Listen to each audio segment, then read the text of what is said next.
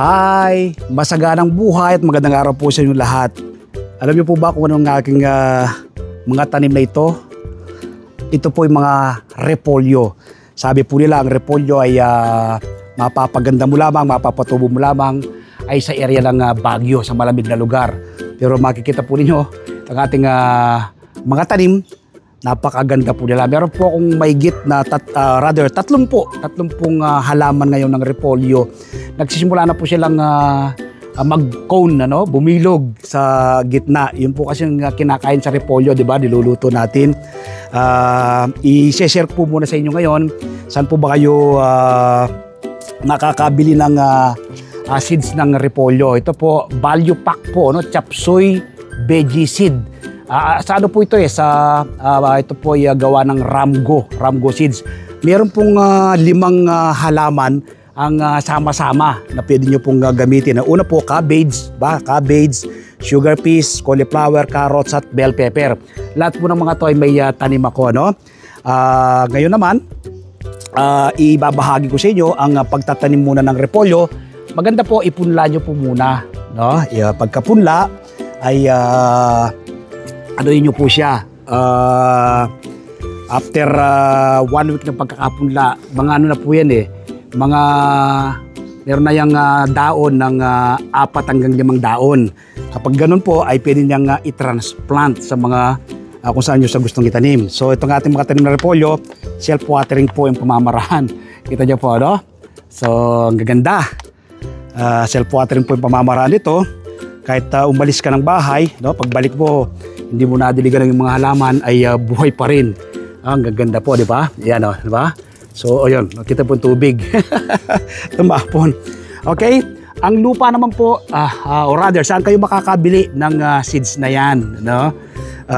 Meron po kayo mabibili sa SM Supermarket, sa Ace Hardware, Shopwise, sa mga plant nursery. Yung value pack na yan, meron po kayong mabibili. Pero kung repolyo lang ang gusto nyo itanim, edi yung isang klase lang. Yung repolyo lang, hindi yung value pack ang yung bibilin.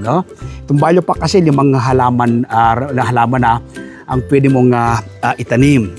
So alam nyo na kung saan kayo makakabili. Ang pagtatanim naman ito, ipunla nyo po muna. Pagkapunla ay kapag meron ng 6 or rather 4 hanggang 5 daon, pwede na yang i-transplant sa mga bote ng mineral water, sa paso, sa timba, sa sako, pwede po, Pero kung meron lang kayong ding enough space, pwede pong mas maganda ang pagtatanim ng repolyo ng direkta sa lupa, Kung meron kayong enough space, pero kung wala, ito pong pamamaraan natin, ito ang kopyahin po ninyo, Sa mga ganyang patapon na bagay ay nagtatanim tayo. Ito pong ating mga tanim na ito, may 1 buwan na po ito So ang repolyo, 1.5 hanggang 2 months, pwede ka pong makaharvest. So 60 days.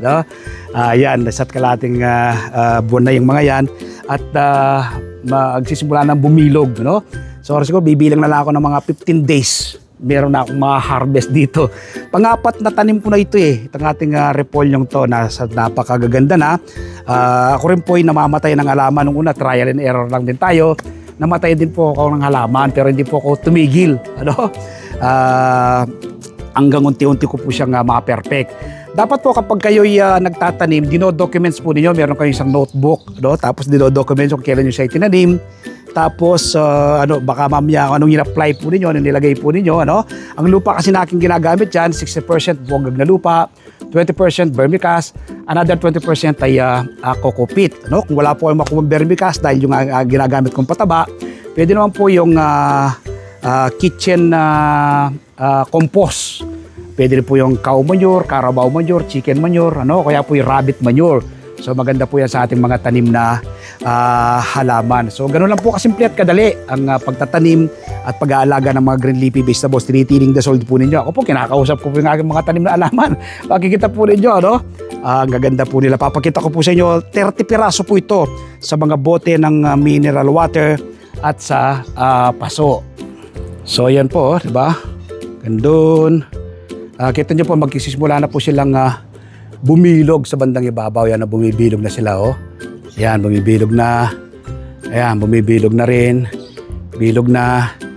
So sa mga bote lang po yan ng mineral water, no? Meron din tayo sa paso. Ito sa paso po ito. Yan, ito paso ito, paso.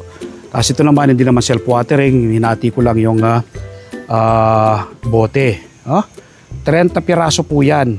30. Yan.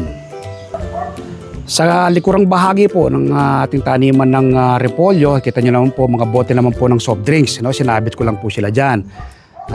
Last week po, kakarabis ko lang ng aking mga tanim na pechay na napakaganda nila. Nandiyan dyan sila, nakatanim. Ano? So ngayon ay ito naman, repolyo naman nasa bandang harapan. Ayan, ganda po, di ba? Yan. So gayahin nyo po yung ganitong pamamaraan. Makakatipid ka na, masustansya pang pagsasaluan ng buong pamilya. Yan. Yung mga tanim po namin, 90% ng aming kinakain na gulay. Hindi na po kami bumibili sa merkado. Sali puro tanim lang po namin, tanim po lang. Tapos, palagi pong sobra sa aming pangangailangan. Ang sobra po dito, pinamimigay ko po sa mga kapitbahay. Nagpo-post po ako sa aming GC, first come, first serve. Kapag meron akong ready to harvest na halaman, ay kung sinong gustong maka-avail ng libre sa ginagaya ko po, kapag meron akong ready to harvest na. Ito, kapag harvest na to, kasi isang harvestan nito, sabay-sabay ko silang taninim. So, sobra-sobra po sa aming pangangailangan. Kaya so ito, aabangan ito ng aming mga kapitbahay. Marami-rami na naman ito. 30 piraso. Siguro baka mga hanggang 5. Pwede akong gumamit sa mga pinaka-flower nito, yung cone nito. Tapos yung 25, pamimigay natin sa ating mga kapitbahay. So magtanim din po kayo, at invite ko po kayo sa aking TV show na Masaganang Buhay. Napapanood po every Sunday, alas 7 hanggang alas 8 ng umaga. Napapanood po sa 1PH Signal TV, Channel 1 ng TV5. Napapanood po sa RPTV, YouTube at Facebook. Kapag araw naman po ng Martes, meron po akong column sa Filipino Star ngayon. Umaga po kayo ng kopya ng PSN. Isinusulat ko po sa aking column ang iba't ibang do-it-yourself tips at iba pang sekreto sa pagsasaka.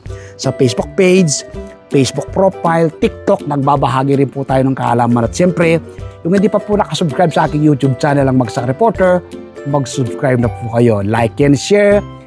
Click the bell button sa kanal, ma-inform po kayo kapag may mga bago akong video upload, video tutorial, upang ma-share ko po sa inyong pairam na talento ng ating Panginoon. Palagi ang ko pong sinasabi, food security starts at home. Napakataas ng presyo ng gulay sa merkado. Bakit ka pa bibili kung pwede ka namang magtanim? So sana, mula ngayong araw na mapanood mo ko, magtanim ka na rin ng iyong sariling pagkain. Salamat po. Happy farming. God bless. Bye-bye.